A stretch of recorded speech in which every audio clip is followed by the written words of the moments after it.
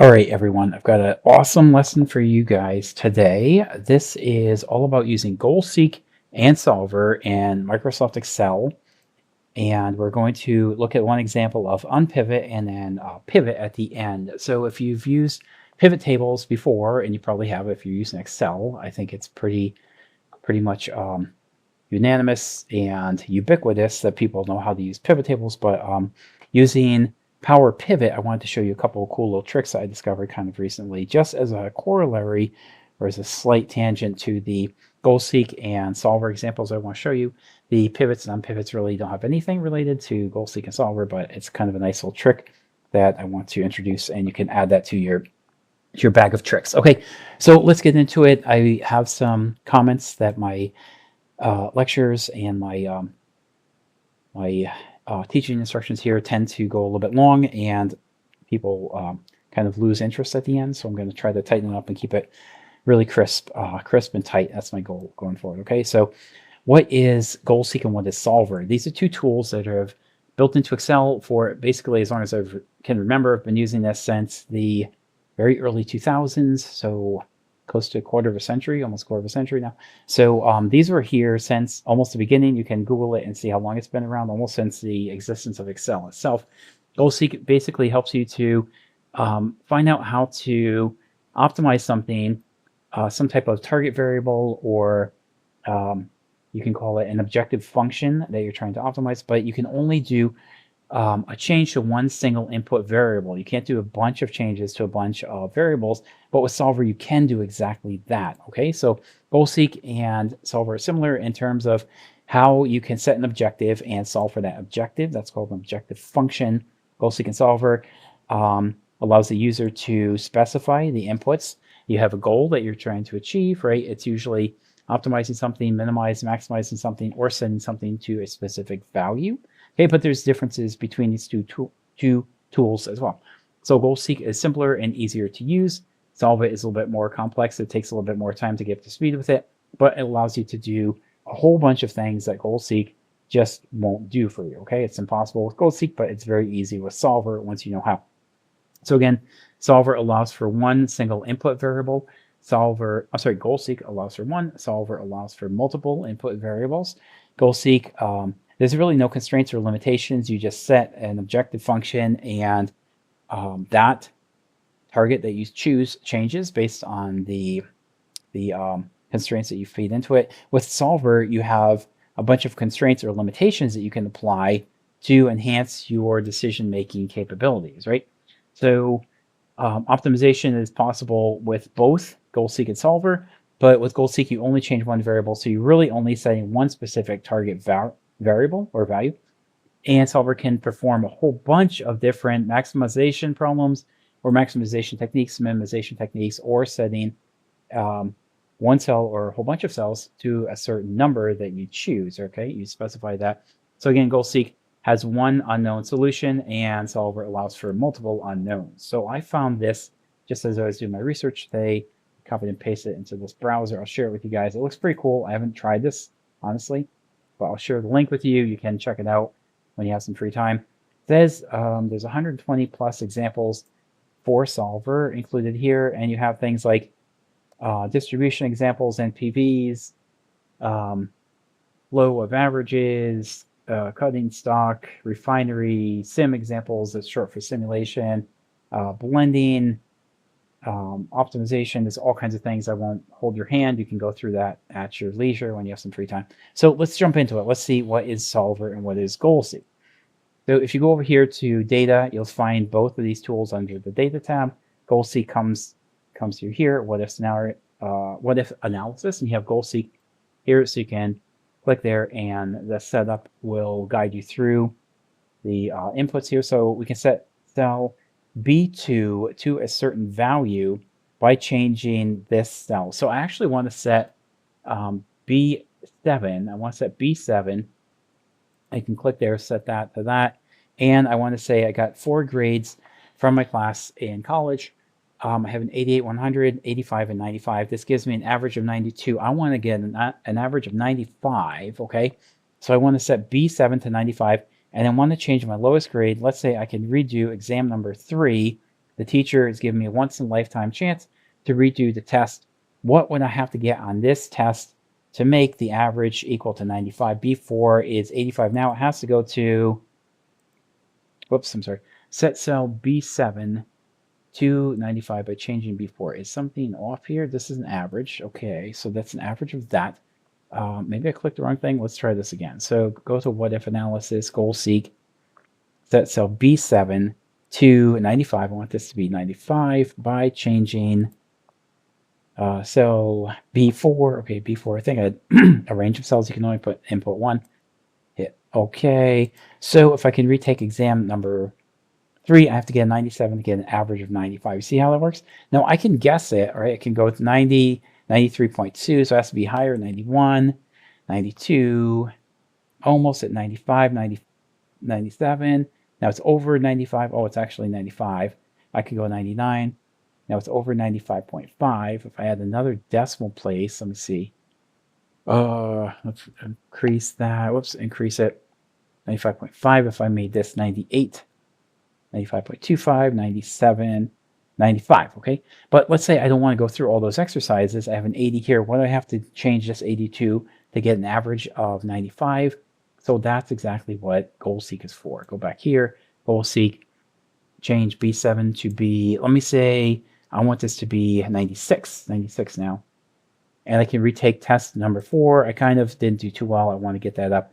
I'm going to say B4, change that to whatever. It can be whatever, right? I want to end up with 96 as an average in cell B77. B7. So this is 96. I have to get 101. I can't get 101 on the test, right? You can't get more than 100. So I can't get 96. So too bad. Even if you get 100, you're still at an average of 95.75. But let's say you could change exam 1.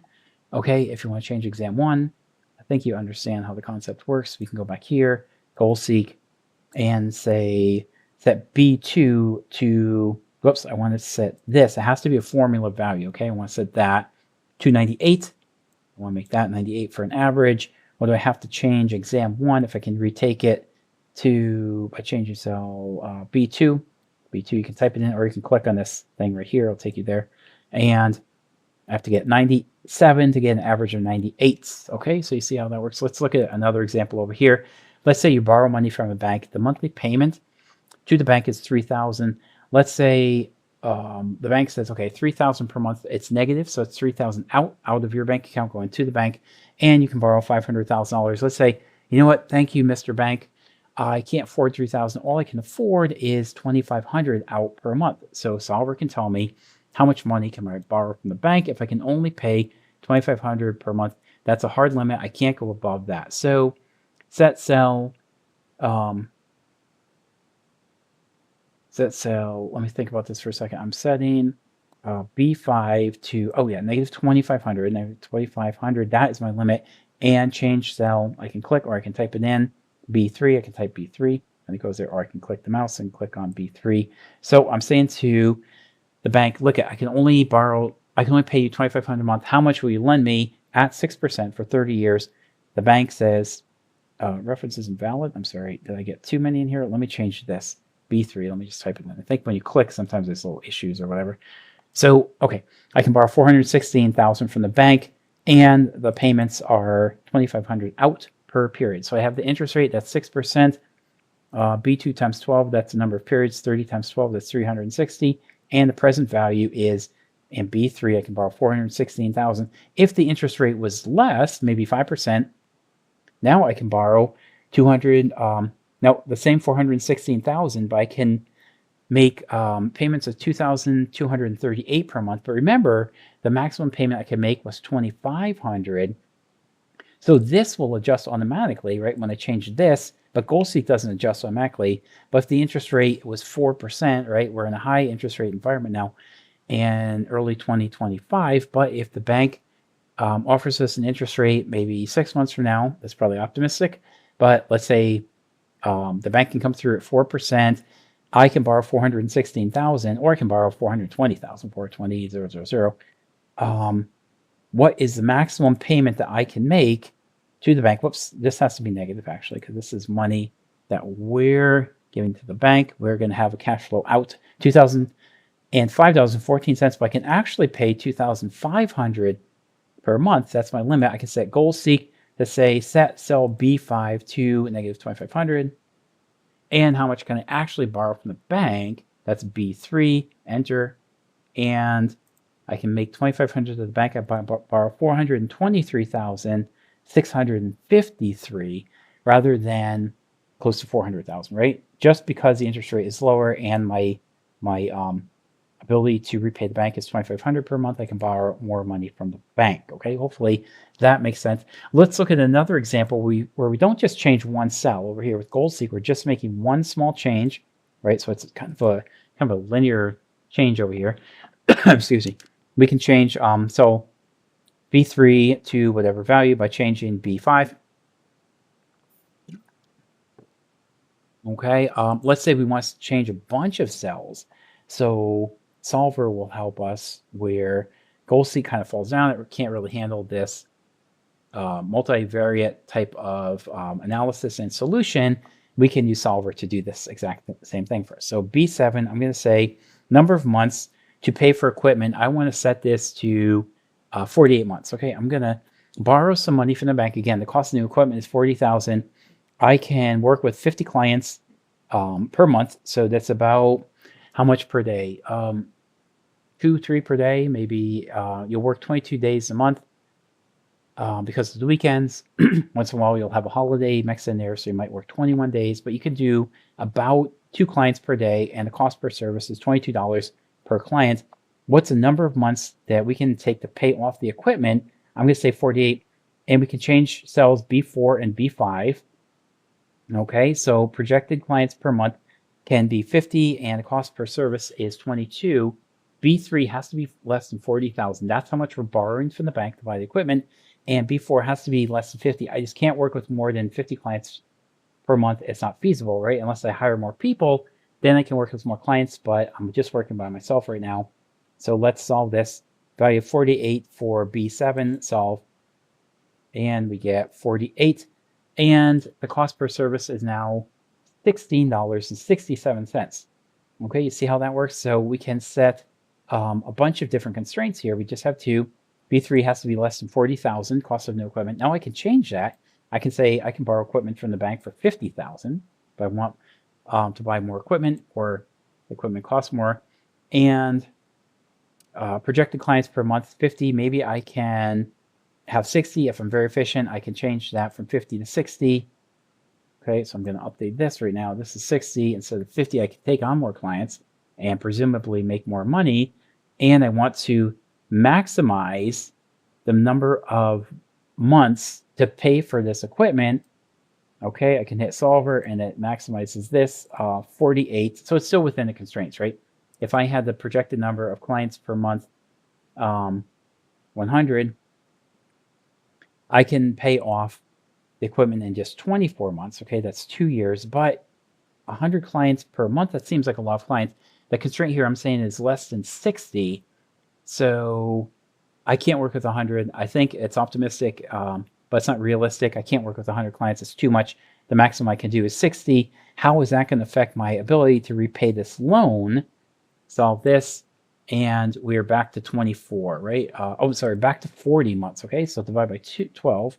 Divide by 12 is 3.3 years to pay off the equipment. So you see how that works? We can set multiple constraints here. This has to be less than 50. This has to be less than or equal to 60.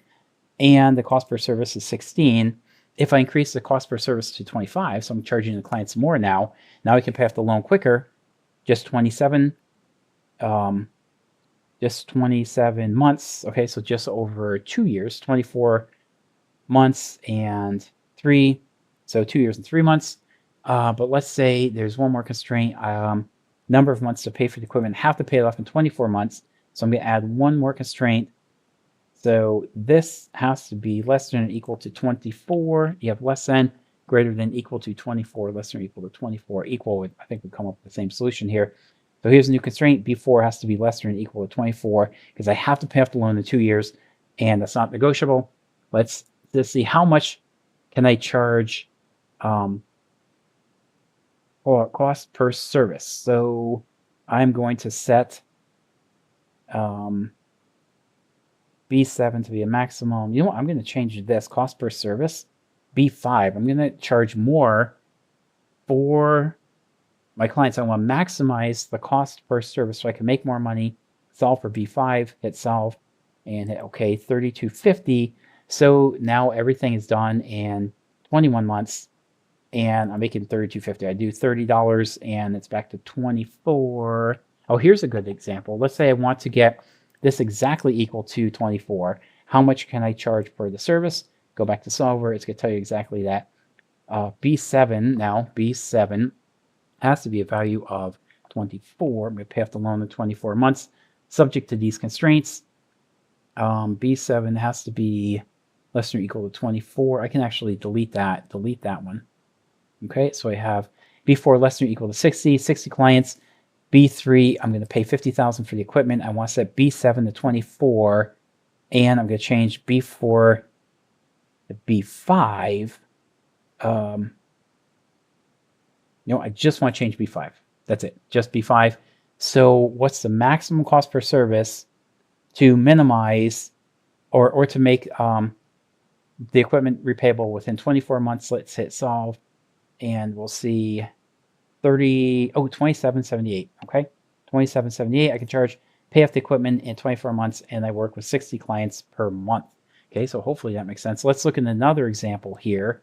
Moving on, and I promise I'm trying to keep this short and sweet. Okay, number of salespeople, revenue per salesperson, diminishing returns. Okay, there is a infeasible range. We can't go beyond a certain limitation of profit, because as we hire more people, it gets more expensive. We have to pay them more, and the cost per salesperson is $45,000. Okay, so if I hit Control tilde, which is underneath the escape key, we can see all the formulas here.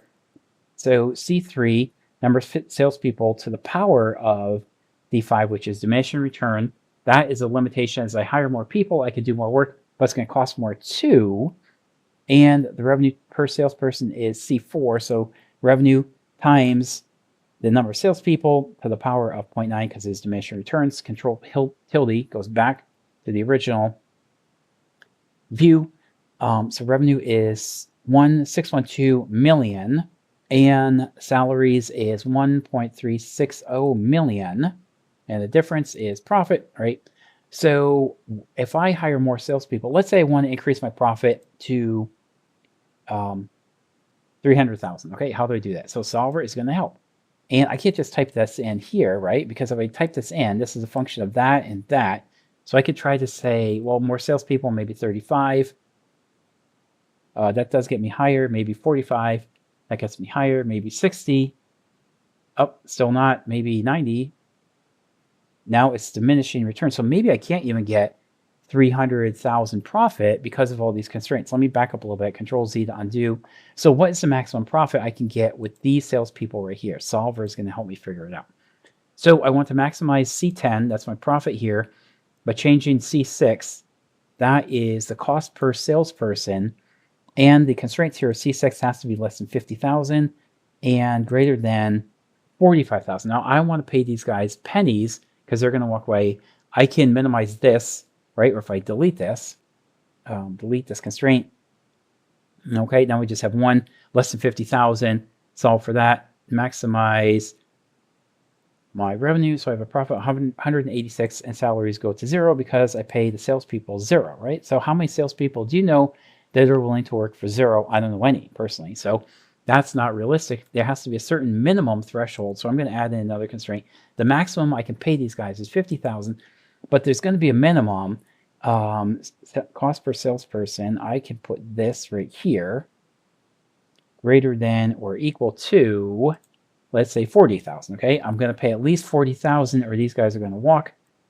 Okay, but the maximum I can pay is 50,000. How can I maximize my profit? C10 is a profit. I want to maximize C10 by changing C6. So between 50,000 and 40,000, I think there's an ideal salary or an optimal salary. Let's see if that exists.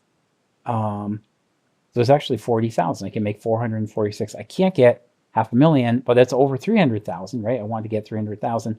Let's say I want to get exactly 300,000.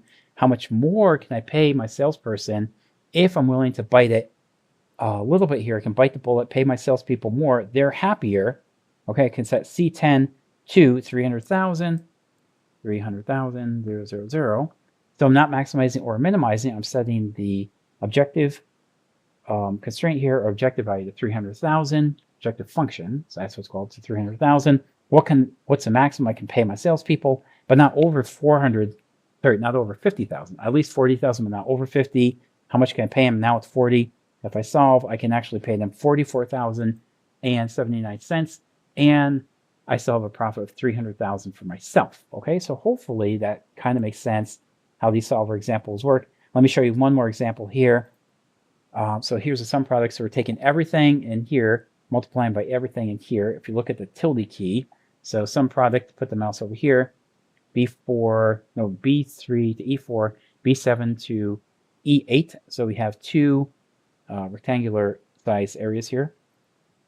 So we have this, right, and then below we have the other one, and I can make them like same color, I guess. Maybe that will help to illustrate the point just a little bit here. And we have 50,000 total shipped. Okay, so this is a function of that. 35,000 plus 15 is 50, and 30 plus 10 is 40. And I think we have some sums down here. Total received 35, 15, 10, and 10. Okay, so let me look my solver. Let's get that loaded up over here. Data solver.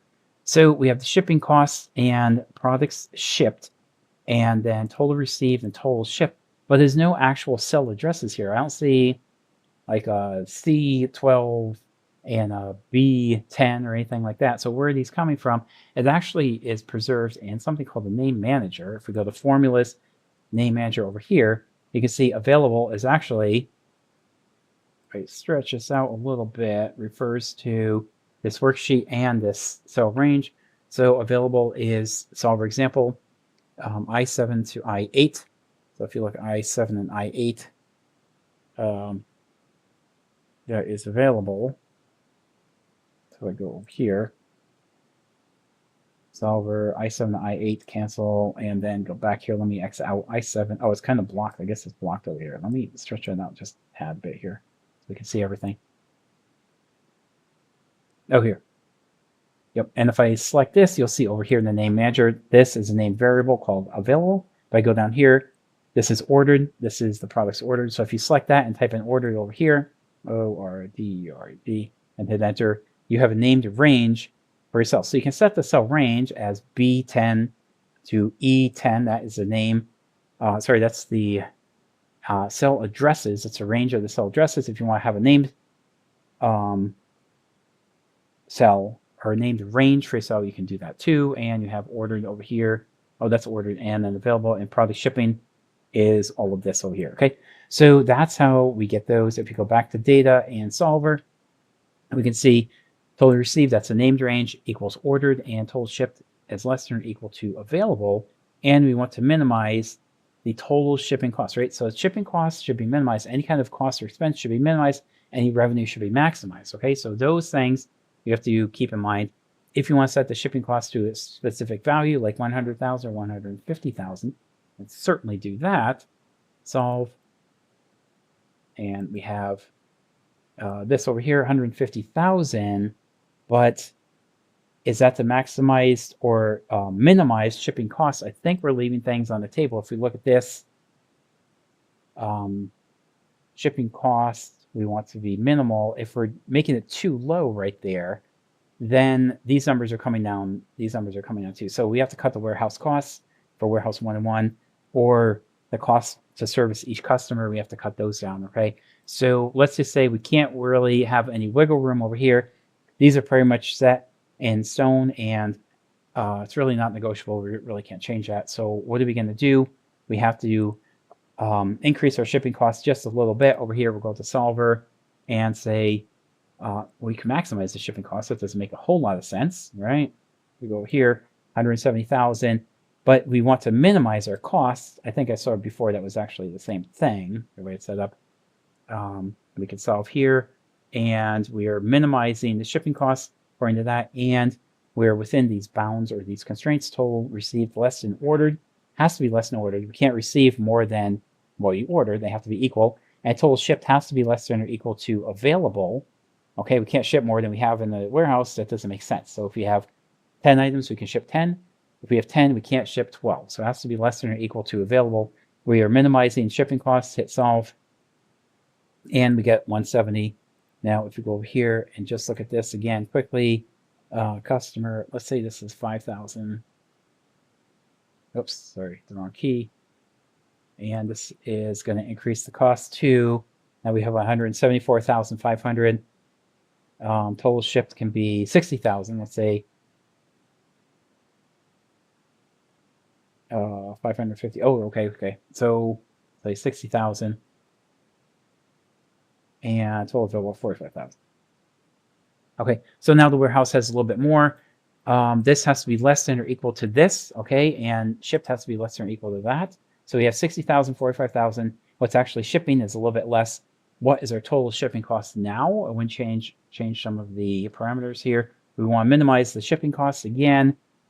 Total received has to be less than ordered. Total shipped has to be less than available. Shipping cost now is 174.5, right? Solve.